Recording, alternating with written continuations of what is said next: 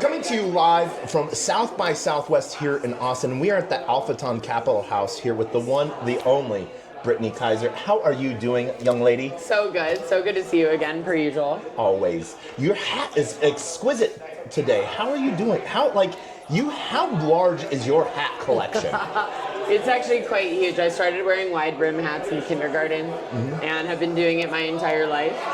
So I have hats from all over the world in every shape, size, color, and some of them have survived the years. Some of them have, gone to better places. But in general, the hat collection is basically one of the largest collections that I have. I compare your hat collection to my badge collection. Totally. So, for those who don't know who you are, I can talk about you all day. What is Brittany Kaiser doing right now? And then we will go into the past. So besides also hardcore badge collecting, this is basically what the doorknobs of the handles of all the doors in my house are basically like that. Yeah. From every event that I go to and speak at, which is usually, 200 events a year, right? Mm-hmm. So most days I'm at an event, some days I'm at 3 or 4 events that all have their own accreditation. And that's because I am a very active lady. I consider myself a data rights activist. I started my career as a human rights lawyer. Then I got into tech, quickly realized that tech is not very ethical and started working on privacy-centric tech, definitions of data ownership, definitions of data protection, our rights to privacy. And so, now I'm the CEO of AlphaTon Capital, NASDAQ Aton, which is a privacy-centric technology developer. We also invest in privacy-centric technologies, from confidential computing all the way to consumer-facing apps, and how we provide applications that are not just ethical but compliant. So that's sort of what you're doing now, both AlphaTon Capital. You also, I know there's a better word for this, but you basically do Airbnb for castles, medieval castles across Europe. I do. Actually, before and tokenized them. Yes. So before I became the CEO of AlphaTon, my first actual startup that was wholly mine that I was founding CEO is called Satoshi.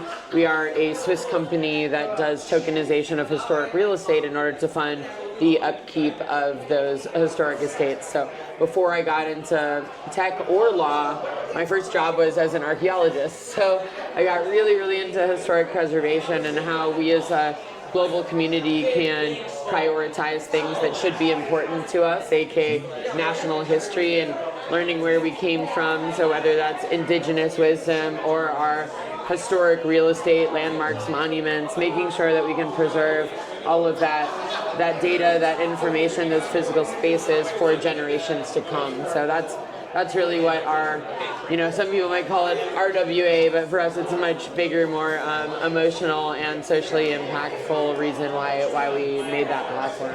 Tokenized history, in a way.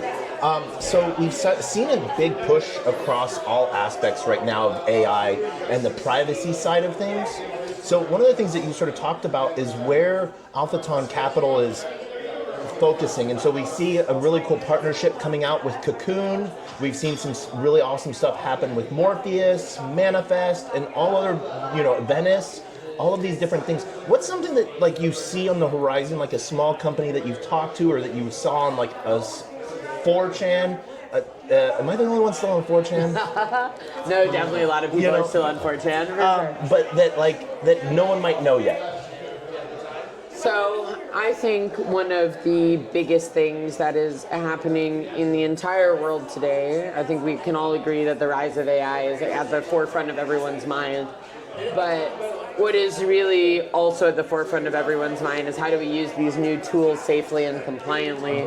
And that is why I think a lot of individuals and organizations are not quickly adopting AI because they're kind of afraid about the consequences. And so I've really concentrated on how do we give people the tools to not just understand how these technologies function, but to use them in a privacy-centric way so that they can make sure they're not giving anything away that is sensitive. They're not sharing any data at all if they don't want to. Secrets. Yeah. Personal secrets, whether it's APIs or other information.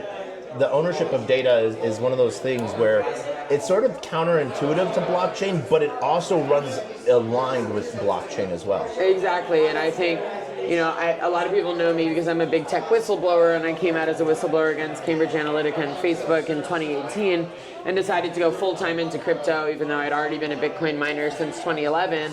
I realized you got a year on me. Love it. Yeah. I started Bitcoin mining back then because I love the peer-to-peer privacy where you don't need a third party. I love the tracking and traceability of the data. And in 2018, I thought, well, I've been working in data science for nearly 5 years, and data science without permission structures, smart contracts, tracking and traceability of data so that it's auditable is highly dangerous, and only decentralized technologies have the ability to change that. And so the smart contract and the decentralized nature of having accountable data systems has been my obsession since then. So everyone talks about decentralized compute, and I've actually started to see a separation of camps and just more better terminology use. A separation between edge computing and sovereign computing, because not everyone can use sovereign or needs to use sovereign compute, and not everyone can use edge compute. And so the difference, how I see it, decentralized compute means anyone can run a node or provide inference at home from Bob's basement.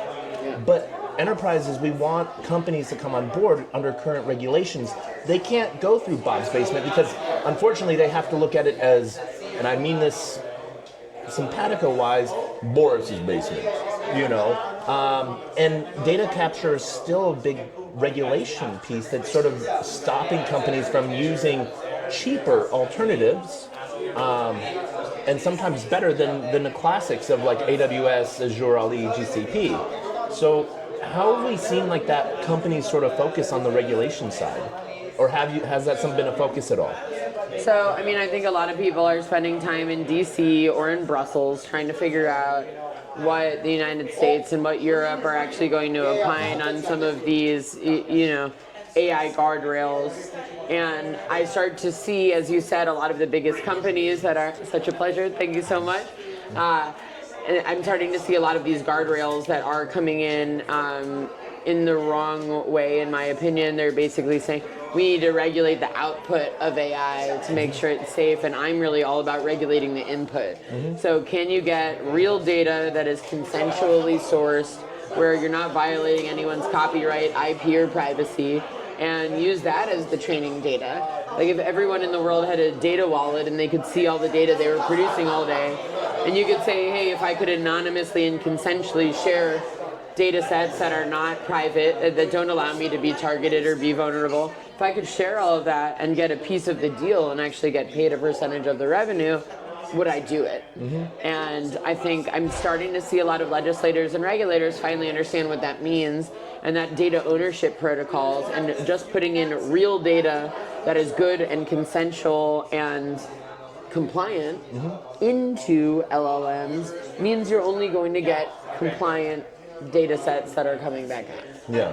So we've seen that some of that being created. Like I remember like 4 years ago I was at a hackathon, and these kids basically were doing image generation based off of images that they only gave it. And so that way any future iterations or new pieces of art could take from those different pieces of art that it had and then reference where it came from. And so we've seen different cool things like that start to come about.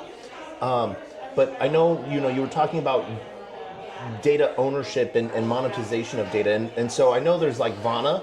Anna is amazing. What other protocols, are there any other protocols that come to mind, like data ownership, like Vana, that you can think of? Yeah, for sure. I think one of my portfolio companies, Drumwave, is one of the coolest ones I've seen. They built it for about 10 years in Mountain View and are finally deploying government contracts where you have a data wallet that is rolled out either through a bank or a government or someone that already has a client-facing portal. And instead of just having a savings account or just having your social security account, you also have a data savings wallet. Okay. And that data savings account allows you to API into the databases that are holding data on you. Mm-hmm. And if a third party wants to license that data, they give you an offer, and you can consensually, anonymously, and securely share those data sets and get 50% of their revenue.